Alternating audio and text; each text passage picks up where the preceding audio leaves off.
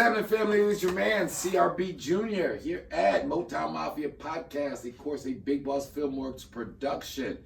As always, to my left is my brother and business partner, Brother Lou. What up? What Right, up? baby? What up, man? Doing good. Everything? Everything is everything. Yeah, it's good to be back at work, fam. Hope everybody out there is doing well. Yeah, episode 53, we had to eventually start the count, so we picked the number. So, yeah, 53 episodes and counting, and the journey really continues. So, you know, I guess to get into it, we got a few things we're going to cover today. We're going to talk about a potential new project. I want to get some feedback from you guys on this, if this is a project that we should follow up with. That would be the In Search of the Unhappy Negro.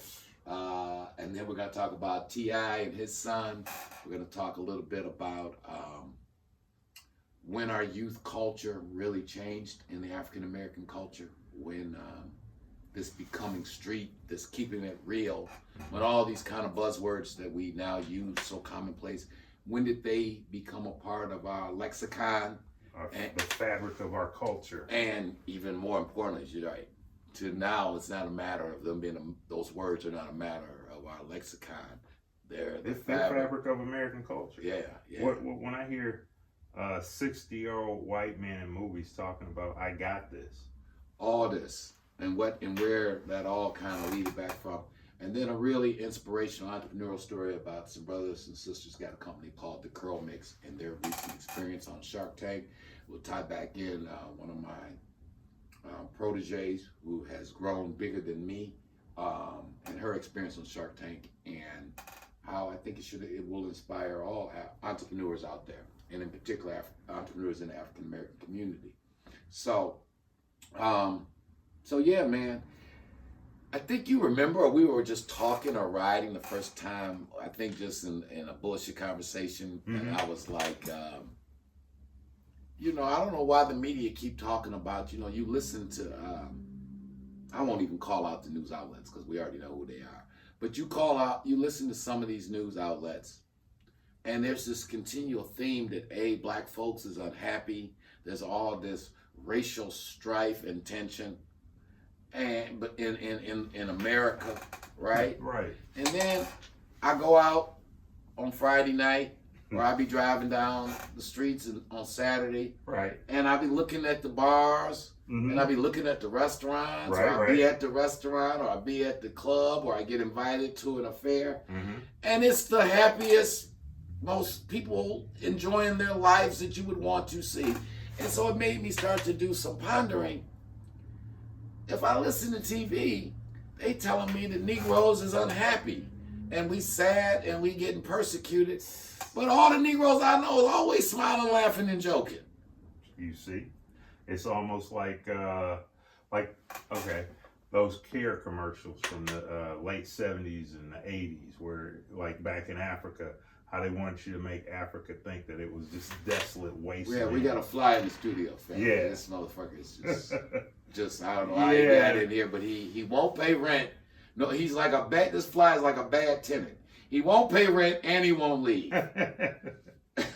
But yeah. It deeper than that. Cause okay, check this out. You look at those old reels from the 1960s down in Alabama, Dr. King's day, right? Right. You see water hoses getting put on people. You see German shepherds getting attacked on people. Big time. You seeing police take billy clubs upside Negroes' head. Negroes was unhappy and justifiably so. Definitely. Thing is, that was 1962.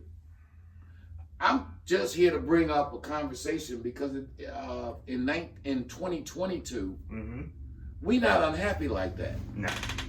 So I was at an event out at Brother Dyson's house, and it was a small little get-together. Okay. And I was talking the same, just being silly. And I was with two highly educated African-American sisters who've done very well for themselves. Okay. They are politically very, very left. Okay. Or at least they think they are. Okay. And I say that because they're really what we used to call back in the day limousine liberals. They always talk about the Po as they on their way to travel the world. They always talking about how bad the system is as they're buying a new Louis Vuitton purse. You know, they're always talking about the oppressed as they buy them a new luxury SUV. A limousine liberal. Limousine liberal. Always helping the poor as they sip champagne. Okay. And always very concerned with the poor in between their fine dining. And that, y'all all know, got some people, that's living as good, living real, as they say, high on the hog. As Mr. Hardy used to say, getting the butter from the duck. Getting butter from the duck. But always, somehow, when you listen to them, they be like, and the rich are doing this to the poor. And they're like, well, sound like you one of the rich. But anyway, so these two gorgeous sisters, we were talking, eating, conversating. And, I'm kind of politically, I guess, even though I don't think I'm conservative. I think the world just went crazy. So I didn't change. I used to be a liberal. The world just went crazy. They called it a woke, or they woke up or some shit. I don't know. They need to go back to sleep, whatever the hell it is that they're doing. But, it's so crazy the way the world is. I can't even talk about the stuff that made the world go crazy because they'd take us off. Oh. They'd take us off. So I can't even. But y'all know what I mean, Barbie and Ken, but now we don't know which dial is which dial. But nonetheless, I digress from there because we can't talk about Barbie and Ken no more. No. But I think I can safely talk about our Negroes in America unhappy. So I'm kicking it with these sisters, and they just, and I'm being silly, and I'm like, how they keep talking about black folks in America. We unhappy and we mad about whatever happened right after the election, and we mad about the people wearing the red caps. I was like, let me help y'all out. The Negroes I know was happy when Obama was president. They was happy having fun when Clinton was president. They was happy having fun when Trump was president. And they happy having fun now that we got Sleepy Joe as president. Because, and it is a little deeper, we as a people, as a culture, enjoy camaraderie and enjoying ourselves. We, I think, as a culture, being that we come out the mud and all of the historic, you guys who don't know, I'm a historian by academics, so in no way when I bring up this topic about I'm in search of an unhappy Negro because I can't find one. In no way am I trying to downplay the atrocities that have happened to us as a people. The 250 years of chattel slavery, 100 years of Jim Crow, and all of the above. But the conversation, and I want you guys to know, and if you guys know an unhappy Negro, could you please forward his information or her information to me? And we can do a deep dive on how and what an unhappy Negro in America looks like. Now, despite of ridiculous violence in our community, is this stopping our clubs and restaurants from being full and packed? I know. Not at all. Yeah, if we stop going out because Pookie and Ray Ray sometimes like to shoot each other over I don't know what. Everybody's still going out. Everybody's still. The hair salons on Friday and Saturday are still full and barbershops because we're going out enjoying ourselves. That's right. I know there are some white and black people in the media whose job depends upon this racial blacks are oppressed doing bad, and they play on the fact, and then this ties into another deeper issue, right? This lie that black folks in America are poor, and because then they build on the lie from there. Black folks in America are poor, and that's why they downtrodden, and that's why they unhappy. But see, all you got to do is pull up at the local club in the hood, whatever club is lit or popping in your particular urban black neighborhood. And when you see the parking lot full of Mercedes-Benz, new Escalades, and you see how everyone is dressed and what they are wearing, and then you go inside and you observe their drinking habits, and you notice that people only are buying the top shelf of alcohol, whether it be Remy Martin, Hennessy, Patron, Belvedere, Grey Goose, VSOP. You can't be poor and be living like that. That is not the definition of poor. You can't be poor and walk into a strip club and throw all your money that's in your pocket. But they both, right, they gonna say that the same group, the same culture and community that is producing people who have come up with a phrase known as making it rain, that is the throwing up and away of their money. But then the media gonna tell you that the same young man who just walked in the club, took $1,500, $2,000, threw it up in the air at some naked young lady from the same group, that he poor and she poor. They poor. Look at the black youth. They're struggling. They're suffering. They're poor. And I know all the statistics, family. So I just want I just wanted to throw that out there. You know, it had been on my mind. I think it's a thing that could be if we did some real research and gathered some people and really brought in some people like Dr. Carl Taylor. Shout out to Dr. Taylor. Shout out to one of the real world-class sociologists right here in America. And I'd love to get his opinion on that and bring in some other intellectuals and really unpack this, because it started off as a joke with me of I'm in search of an unhappy Negro. I can't find one.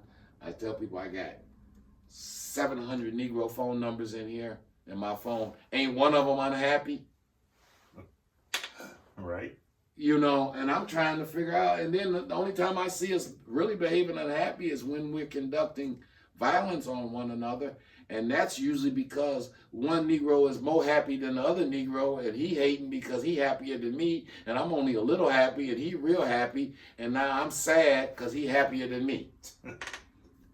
And last thing I'm gonna say about this, you know, we got a thing with comparing ourselves, the average person in the African American community. Somehow they've got this twisted. We compare ourselves to like the 1% of white America, or the 1% of African. Like, if we don't all have Tyler Perry's money, or Jay-Z, and Beyonce, if we ain't living Jay-Z and Beyonce's life, then somehow we didn't come up short, and we should be mad at the world. Yeah. White folks don't all believe they're supposed to live like Elon Musk. White folks don't be like, oh, look at how Tom Brady living. If I can't live like Tom Brady, then something's wrong with the world. But then there's an askew view that, like, the word poor. If you analyze the word poor, you don't know the difference between being broke and being poor, then you'll get everything messed up. You hit a huge point. Because what sometimes happens in our community, because of our financial foolishness and lack of financial sophistication, oftentimes we end up broke. We'll end up broke. But not poor, because broke means you got a short-term cash issue. Exactly. But you know where some more money gonna come from. You're gonna have to put in some more hours. You're gonna have to work up, hustle. You're going to have to do whatever it takes to get a little bit more money in the till, but that is not poverty. That is not poverty. That is not poverty. So, yeah, man. So that's it. Let me know, family, again. I am in search of an unhappy Negro. Let me know if you're from the African American community, if the people in your orbit, in your world, are they happy or unhappy? And if you say they're unhappy, let me know what makes them unhappy. Yeah, big time. And speaking of which, we got support that we're looking for from our viewers.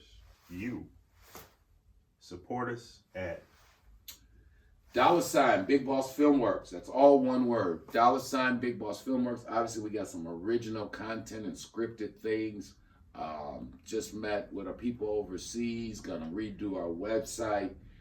Really kind of take this thing with the support, and thank all you guys. And with that, if you're checking us out on YouTube, make sure you guys are hitting that like, share, and subscribe button. Yeah, and if you're on Facebook, follow us. And if you guys didn't check out that post we once did recently, Crumbs Make Cake, if you guys just want to give us a play, again, you can hit us up at Cashapp, at $ Big Boss Filmworks. Yeah, we've been talking about movies and a bunch of things that we got going. Still talking to the investor class about some things, but we about to do what it is we need to do. Definitely. Definitely. Check out our merch.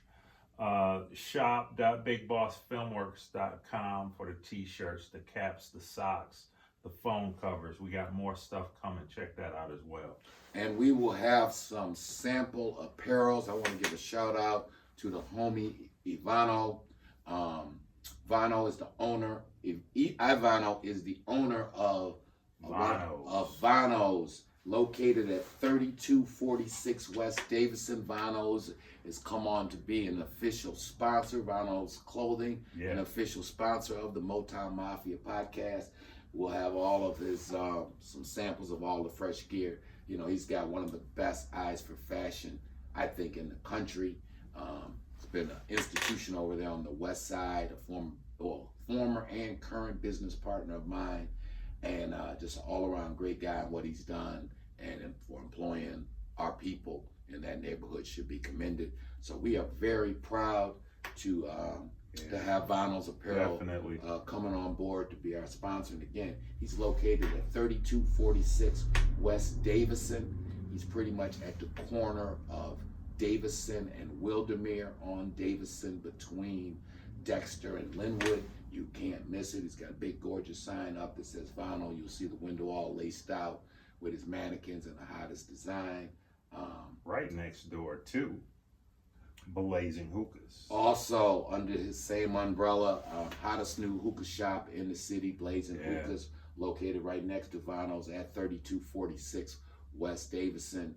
So, and he does some rental space too, so you can have events also at Blazing Hookah, beside all of the regular hookah inventory and stuff. So again, that's my guy. We go back a long way. He sees what we've been doing here, and he's coming aboard as a sponsor. And we want to thank him, man, for real. You guys trying to get an outfit, you young ladies, especially on the women, both men and women's apparel. But you know, the sisters have been flocking to Vinyls for a long time for the hottest fashion. And the price is right, full scale. You can spend a whole lot, you can spend a little, but if you deal with vinyl, in the end, you're gonna come out winning. Again, so last time, big shout out to the homie Vinyl. Shout out to Vinyls Apparel. Shout out to sister, my niece Kayla. Remember Kayla actually worked with us for a minute. I remember ice cream. We're in the ice cream business. She's holding it down over there at Vinyls. Young homie Bow Wow. Big up Bow Wow. Big shout out to Bow Wow. We're gonna do a show there. I spoke to Vinyl about it, and then he actually was like, I said, man, we got to get in there and shoot some Blazing Hookah. And then he was like, no, you need to start doing it on a regular basis. So that's something definitely to get going, like at least once a month to shoot live on location fun. Right now, our premier sponsor, Vinyls Apparel, located again 3246 West Davison. Definitely. Holla, shout out. We'll be hitting that super chat pretty soon too. So we'll be taking your donations through the YouTube, through the Facebook, as well as the Cash App. So again, man, it's your man, CRB Jr., Big Lou, here at Motown Mafia Podcast. So I'm gonna keep it rolling. Let me do a quick media check. You can go ahead. So King Harris. King Harris is the 18-year-old son of the world famous rapper, actor, entrepreneur, activist T.I. Shout out to Tip. I am not going to jump out the window on this thing because the details on what legal issues the young King Harris had that caused him to have some contact or interactions with law enforcement, I don't know. And again, we've been pretty consistent on this platform. I do believe in America where you are innocent till proven guilty. So he ain't yet been proved guilty or nothing. There you go. So I'm not going to be the one to do no bashing on that. I was just looking on the internet though, and the lead story on Google was King Harris says he wasn't trying to be a gangster. because the immediate media response and the quote unquote black internet's response was, look at T.I.'s son trying to be hard. Right. So it led to conversation that we had. Mm-hmm. You know, now T.I. his father is a very wealthy man. Affluent. Yeah. Affluent by any standard. By any standard. By any standard, right? So the question then led to if, and I'm not saying that the young homie King Harris is trying to be any of the above, but I'm not going to be naive like there is not a thing in our community where some of our youth feel that these attributes, being hard, really looking to find out exactly what that's supposed to mean. Mm-hmm. Being real and Right. keeping it real. So you tell me what you think when we hear people talk about they keeping it real. What that mean? Keeping it real is to stay not necessarily hard, but to keep that edge, to keep an edge, to be real, or to I mean, you know, it's such a loose term. It's a loaded term, really. It is a loaded term. A term though that I listen to and check out all the other brothers out there doing their thing with their pods, with their YouTube stations, and obviously I listen. You know, I watch. So TV. relative, yeah. I hear people, in particular, a lot of times, supposedly high-profile people, and they'll be like, "He's a real nigga." Yeah. Being that I'm a real nigga, I behave like this, I behave like that. Right. I've had people come up to me in public and be like, after we got to interact, and they be like, "I knew you was just a real nigga." Right. And they're saying it as a term of endearment, and Right. I actually take it as a term of endearment. But then I'd be like, what is it that I did or observed, or what is it that people do to make you a quote unquote real nigga? And more to this question with the young homie King Harris, T.I.'s son, is part of being real me being associated with violence, gangsterism, hustling? And I think to a certain extent, to be just honest, family, some of that okay. I think back in the day, Mm-hmm. the quote unquote, there was a thing that people used to use terms like Uncle Tom or Oreo. Or Oreo, right. Okay.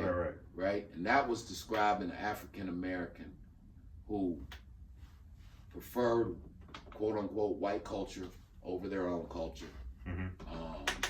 Tried to talk a particular kind of way just because they thought it made them more acceptable to the quote unquote dominant culture, right? Right. My whole life, people told me that I talk like I'm a white boy. Yeah. I've heard it too. Right, okay.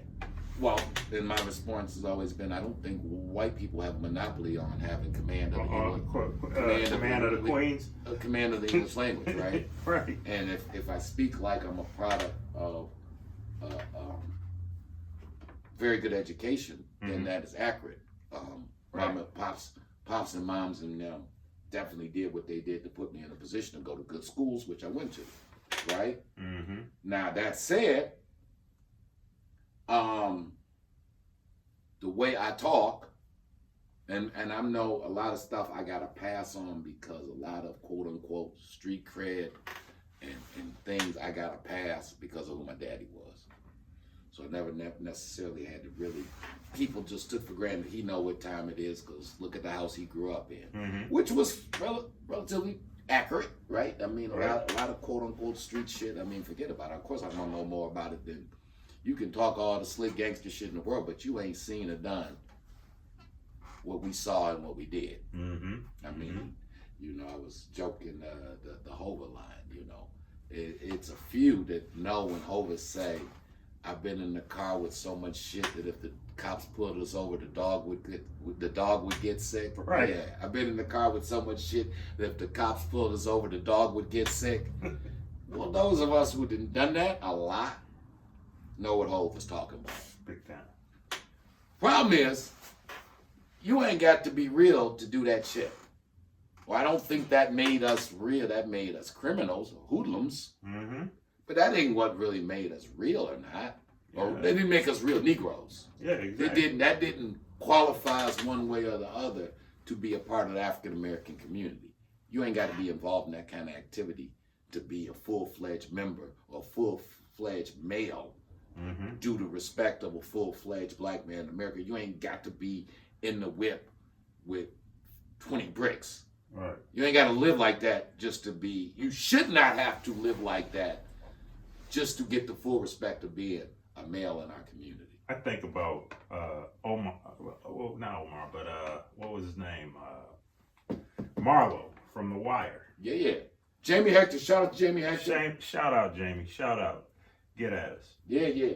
But there was a scene where he was locked up and he was talking to the cats, and then he was talking about how Omar was, speaking out of term about him, and he wanted him greased, and he's like, "You sure you want to do that?"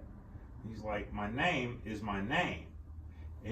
That was his concept of keeping it real, to the point where his life and his respect on the streets, that was his real. Everybody has a different concept of real. It's money. Some people's reality, how much money you holding down, how much money you got. Big bank take little bank. That's real to them. Yeah, but see, that'd be when rap lyrics and hip hop That's what I'm get it all twisted. right, exactly. Okay. Exactly. I love Ice Cube. One of the best diss songs ever, No Vaseline. Now let's play Big Bank, Take a Little Bank. Right. That shit's real clever. But that don't play no role in it. True. Anybody know who been around the block, some of the most people not to be fucked with are some of the brokest people in the world. Absolutely. There's always a guy on the block. He don't keep no money. He ain't got no fancy cars. Right. He ain't got no jewels. But everybody know that if push come to shove, they gonna get the job done. He gonna make it happen. They gonna get the job done. Flip side, everybody know who been around the block. Some niggas is riding as good as they drive, as they make them. Got all the jewels in the world. Yep. Keep a big bankroll full of money, and it's soft as snow in the winter, in the summertime. You already know. Ain't gonna bust a grape. Ain't gonna bust a grape. Just that ain't who they is. And let me be clear on this. Ain't nothing wrong with that either. Civilians, or you're a clever guy. You have. Me and Cavardo was kicking it last year whenever we was at Al. If you know how to navigate the streets without all that guerrilla shit, that just make you smart. I've shared with you like this fascination of our youth with guns and showing the guns, and when they show themselves with guns and things on social media, and again, so this is all kind of getting back. Again, I don't know T.I.'s son's situation, so I'm not trying to put all of this burden and conversation on him. Right. It was just a topic that led us to do some conversation that needed to be talked about. Okay. Now, people who know really how the game works and been around seasoned people, 95% of the time, Pops is out doing his thing. He never had a gun with him. Because a couple things you have to ask yourself. A, if I'm doing business, I'm talking about narcotics trafficking business. If I'm doing business with somebody that I need to have a gun with me when I do the deal, it's not going to happen, honey. It's just not going to happen. You need to ask yourself, am I doing business with? The gun was not to do business. The gun, to quote Biggie Small, what you think all the guns are for? That's if you come over here trying to take our shit or hurt us. Let it be known that there is an arsenal at our disposal that we could defend ourselves with. That's right. Keyword, defend ourselves. Protection. We wasn't trying to hurt nobody or intimidate nobody. We was trying to get bread, but it does help in that lifestyle when people know for real, that if it goes all sideways and goes south, that this particular group of gentlemen do have the means and access to defend themselves right. and their interest. Move the crowd. That if we want to go there, then but Yeah. nobody want to go there. Who wants to go there? But somehow, our youth being with firearms makes them real. But it's a clown show, because all the real niggas, I've been around killers and people who do extreme things when they are pushed to, all of my life. Yeah. Those are not the people who you will ever see on social media with firearms. Yeah, exactly. The people who really about that. So, and I don't blame the youth, because they youth.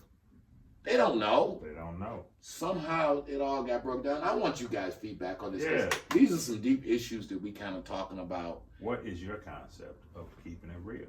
And what is a real nigga? What is a real nigga? Because I've been told I'm one. But I've also been told I ain't one. Which makes it really a complex question. Yeah, but I mean, again, so, and I was fortunate to come from a different era, a different time, different situation. So exactly, we didn't. And if your daddy Courtney Brown in this town, I didn't have to do a lot of explaining. You didn't have to, right? I didn't have to do a lot of explaining. Exactly. It was, nobody had to tell, the people knew. And people knew, my cousins knew, our family knew our story. I mean, we come up where we come up. We come out the mud with everybody else. And being a second generation in that life, seeing how that lifestyle went from only for a few to everybody trying to emulate it. And that always kind of confused me, because I was like, well, I understand wanting to emulate the nice cars, the big houses, the travel, the money, the broads, the respect. But you also want to emulate the going to jail, the FBI, the DEA, stick up man, all that really come with it. Right. I have twice been at the wrong end of a gun. 2 times in my life, I've had a pistol to my head, right? That shit is not a particularly enjoyable activity or something that you want done. I was living that life. God is good, because I'm still here talking to y'all, right? Yeah. But it ain't nothing cool when that thing is to the side of your temple. True. You know what I mean? And I don't know, they need to talk more. A rapper, I challenge all you young rappers, come up with some bars about the reality of not letting loose or popping off or airing it out. But when you on the other side of that tool, because, see, it's 2 sides to every story, right? Yeah. Yeah. There's 2 sides. It ain't, it ain't fly or cool. Big time.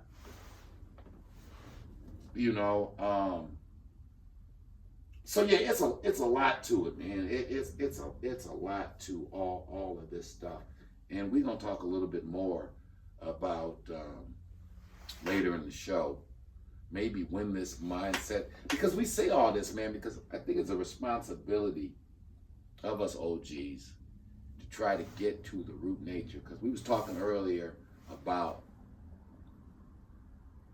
jokingly but unjokingly, we're in search of an unhappy Negro. Right. Well, I'm gonna tell the one group that I know that often ends up unhappy in our community, and that is mothers burying their sons. Mothers. Right? Yes, big time. If I want to answer my own question, every day in America, there are some unhappy African American women, and in particular, and all lives matter. But there's some particular situations with the murder rate in our community. The fact that the most likely way for African American male, I believe under the age of 30 to die, it's not from COVID, it's not from AIDS, it's not from cancer. It is from an act of violence from another African American male of a similar age, right? And now mama got to get a black dress. and the family got to go past the hat because they had spent all the money at the club or something of that nature to bury the young man. And so we who've been around and what elders or older guys, OGs, whatever they would like to call us, Right. I mean, to say, why are we doing this? And I know these are good kids. I know a lot of these knucklehead kids are come across, and these are good kids at heart. Yeah. These aren't bad people. They're not the monsters. Some of these, now there's a certain segment they got some real issues. Now don't get it twisted. We got some sickness in our community. We got some people in the house that something very, very bad has happened. Yeah, ain't well. They're not well. They're not well. Yeah, big time. And take a little bit too much joy in inflicting pain. But that's not the average young African American male in any way. Right. A lot of these kids getting caught up because of a mindset. When you young, and I understand, I'm a middle-aged businessman. I'm not affected by peer pressure. I could give a damn what somebody think I got, don't got, if they think I'm real, if they think I'm soft, if they think I'm hard. I ain't living my life because of what, to please strangers, right? Yeah. My friends and family who know me. That's right. Right? And their opinion of me is what counts. But I also been a teenager before. I get that when you 17, 18, peer pressure is a real thing. It's a very real thing. Trying to impress them young girls and not being seen as a lame or a square is a real thing. Even though the lames and squares are the people who end up running the world. Yeah. That, you know. And you got arrested development. A lot of them wind up in their 30s in the same kind of pot, still trying to prove, you know, their realness. And so, do we have a oh, we do. All right. So, this is the latest release from our company, right? This is Big Man on Campus, wrote by yours truly, produced by his truly. And it's a fictional account of my days when I was in college and started working for my old man, right? We changed some names and locations because we had to protect the guilty and the innocent. Big Man on Campus, available at Amazon on Kindle and at bigbossfilmworks.com. But this era that I'm talking about in my life, right? I think I saw a lot of this start to happen. Mm-hmm. So I'm up at college with a lot of African American young men also. We up at Western Michigan and Kalamazoo. We college Negroes now, right? Mm-hmm. A lot of these kids, though, had come from, you know, the inner city, but they were far from poor. They were wearing nice clothes. A lot of times their parents had bought them cars. Parents had good factory jobs or good city jobs, or might have been hustling. A little bit of all of the above. You know the story of our people, right? And they decided that they wanted to get into selling drugs. And we're going to talk later in the show, and a lot of this has to do, this is 83 when I'm in college, 83 through say 87. So right in 1983, if you were in Detroit, the effects of YBI and Young Boys Incorporated and what that meant to being a young black man. But people were not somehow during that era being content that mama and daddy done worked hard. They didn't put the family in position to where we can live good. That wasn't somehow good enough. Or, you know, when I was in high school, if you had a car, you was the man. Yeah. Now you talking about vets and Benzes and all of that. If you had four wheels that moved, right. You was kind of up there on the food chain. Right, upper echelon. You was upper echelon. Right. I mean, like, you didn't have to ask to use your mama's car to go on a date. You actually had keys to your own whip. You had it. You was privileged, right? You had it. And right in that era there, it started to change. Where all of a sudden, a young guy working a regular job, save up his money in the summer by himself. Back in them days, you know, $2,000, $2,500 whip. You know, I know that sounds like little money, but it's back in the day. Mm-hmm. That was cool. But then when we saw what our friends and family, my friends and family were doing on the block, and all of a sudden you had 16, 18-year-old guys driving Benzes and Vets, it all got kind of twisted. So yeah, man. Best of luck to King Harris, whatever he's going on in there. And I'm gonna throw this out to the young homie. And again, I don't know what he is even accused of doing. I just know that it hit the media that he had been arrested and detained for a minute. Your father has paid the price for you to live a privileged life. Go ahead. And I go for all you brothers or sisters whose parents, that being hard, that street shit, lived a nice, soft life. That's right. That is the point of coming out the mud, is not to have to be in those violent, hypersensitive jungle environments. Yeah, it is good to know how to survive in the jungle. I thank God I got taught how to survive in the jungle. But I never liked being in the jungle. Right. Sometimes the food was in the jungle and I was greedy, so I kept going back to the jungle because I found a way to eat good in the jungle. But I never thought the jungle, you know, anybody who know me and know, no. Yeah. After we had got the food out the jungle, I'm going back to the village because they got nice girls there. Right. Nice girls and no Negroes with guns. Right. And I like that better. It gets no realer than that. That's real. I ain't never, you know, and we could talk forever. We'll talk more about it. But yeah, somehow that jungle mentality, wanting to live in the jungle, even though your parents or family have put you in a position to live a privileged life, but somehow that ain't keeping it real. Right. If I enjoy the fruits of my parents' labor, you know, like Henry Ford Jr. thought he had to go back to the trailer park because he wasn't keeping it real. You know, white folks don't think like that. White folks don't be like, I'm going back to the trailer park because I want to keep it real. No. No, they don't think like that. So again, just some food for thought, man.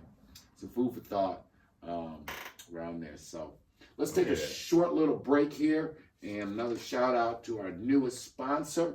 We'll have some of his apparel and gear in here to show off, and some more ways for you guys to keep finding him, get his Instagram locations. But that's Vinyls Apparel. Shout out to Vinyls Apparel, located at 3246 West Davidson, Suite A, right next to another umbrella. Blazing Hookah. Right next to Blazing Hookah. Shout out to them. Shout out to the homies. Make sure I'm trying to tell you, if you're in the D and you're trying to get some gear, holiday season about to come up. Change of seasons about to get a little crispy outside. Yeah, holla at Vinyl. Tell them you heard about them at Motown Mafia platform. Him and Kayla and Bow Wow, the rest of the crew over there, they're going to show you some love. They're going to get you right. They're going to get you right. All right, so let's take a little break. Let's do a little Hollywood check. Check it out. And we'll be right back at it.